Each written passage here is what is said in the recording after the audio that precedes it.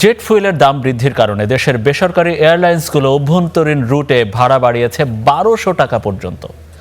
আর আন্তর্জাতিক রুটের টিকিটে এর প্রভাব পড়তে পারে ২৫%-এরও বেশি।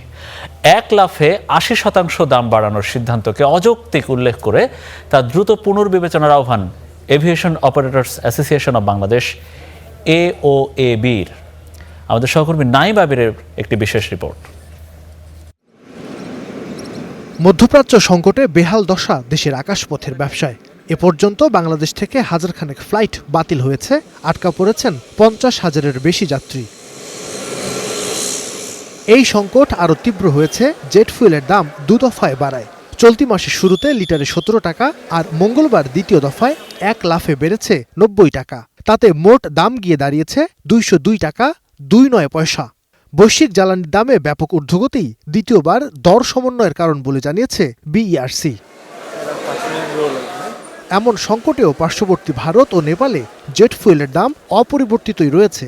পাকিস্তান ২৪.৪৯ ও মালদ্বীপ বাড়িয়েছে ১৮.৫৪%। সেখানে বাংলাদেশে এই বৃদ্ধির হার প্রায় ৮০%। যতদিন আমাদের সম্ভব ছিল তেলের দামটা, আমাদের স্টক থাকা পর্যন্ত তেলের দামটা বাড়ানো উচিত হয় না আমি মনে করি। আপনার ঘোর বিরোধিতা করেছিলাম, তারপরেও BERC আমাদের কোনো যুক্তিকে গ্রাহ্যতায় না নিয়ে দামটা বাড়িয়ে দিয়েছে। জেট ফুয়েলের বাড়তি দামের সঙ্গে সমন্বয় করে এরই মধ্যে দেশের বেসরকারি এয়ারলাইন্সগুলো অভ্যন্তরীণ রুটের জন্য ভাড়া বাড়িয়েছে। ঢাকা থেকে চট্টগ্রাম, কক্সবাজার, সিলেট ও সৈয়দপুর রুটে ১২০০ এবং যশোর ও রাজশাহী রুটে ১,০০০ টাকা করে অতিরিক্ত গুনতে হবে যাত্রীদের।